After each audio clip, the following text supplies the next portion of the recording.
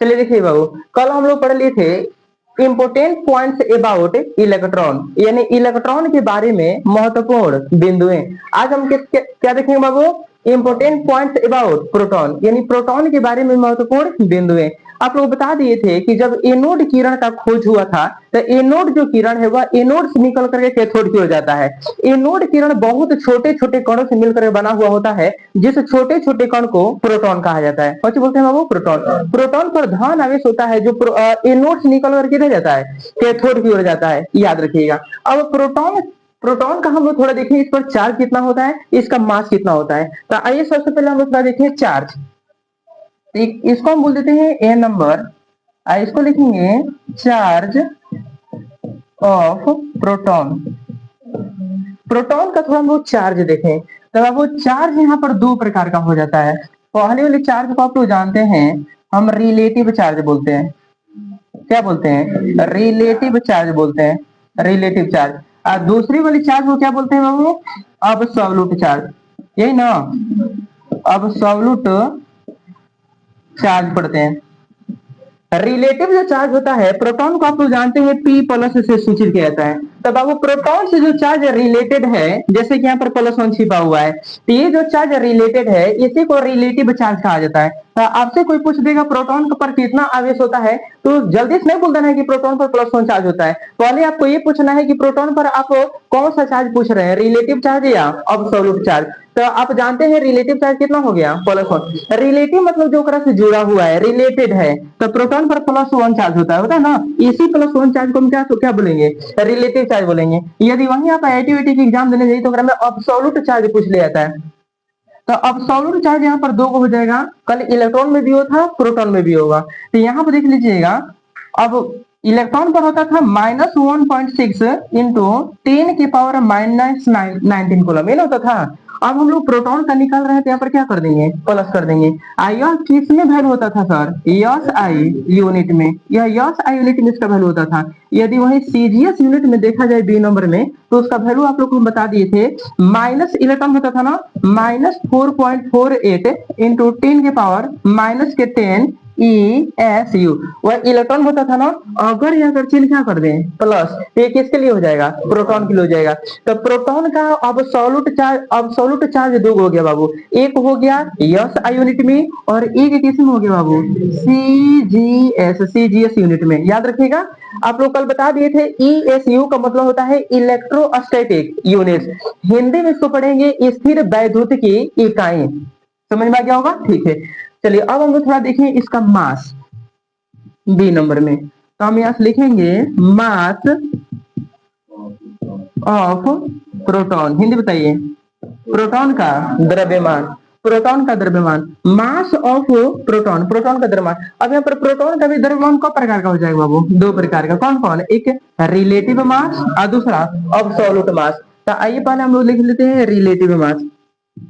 तो देखिएगा, relative mass बराबर, रिलेटिव जो मास होता है इसका, वह याद रखिएगा, वह 1.007 के करीब होता है।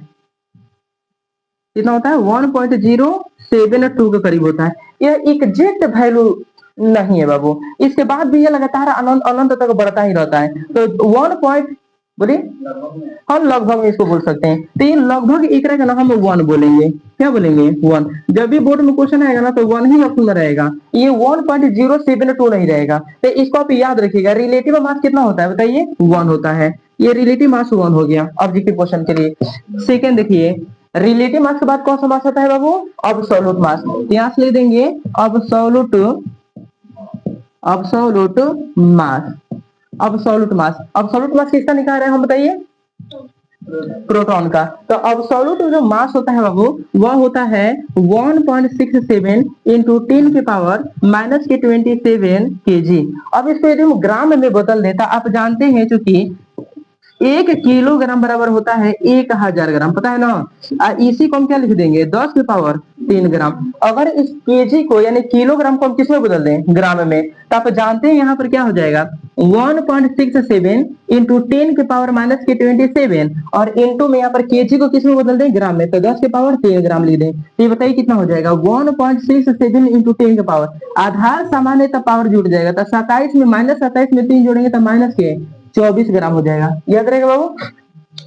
चलते चलते बता दीजिए, कोई पूछ देगा प्रोटॉन की खोज किसने किया था, गोल्डस्टीन ने किया था। याद रहेगा, ठीक है। तो यहाँ पर हम नोट करके लिखने जा रहे हैं, देखिएगा देखिएगा प्रोटॉन का जो रिसर्च किया था, रिसर्च मतलब उसका नाम था गोल्डस्टीन। के नाम किसने दिया था बताइए, इसका नाम जो दिया था वह रदरफोर्ड के द्वारा दिया गया था।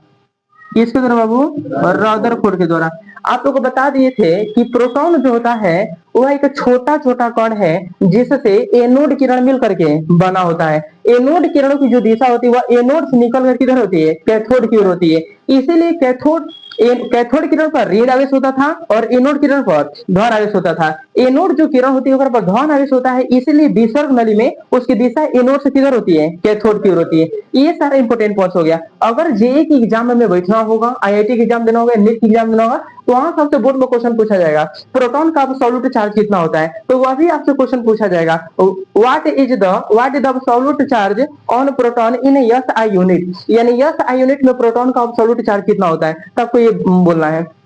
वही कह देगा in CGS unit what is the absolute charge of proton, तो आपको ये वाला वैल्यू बनना है, ठीक है। अगर आपको रिलेटिव मास के बारे में पूछा जाता है तो बोल देगा what is the relative mass of proton, तो आपको ना 1 मार के आना है, क्योंकि 1 एग्जैक्ट वैल्यू है। ये जो होता है ये लगभग ये अनंत तक बढ़ता रहेगा, तो हम एक का मान लिए हैं, समझिए। अच्छा, एब्सोल्यूट मास पूछा जाएगा what is the absolute mass of proton, तो आपको बताना है 1.67 इंटू 10⁻27 केजी। इसी को ग्राम में जब बदलेंगे तो 1.67 इंटू 10 के पर क्या हो जाएगा -24 ग्राम। याद रहेगा, ठीक है।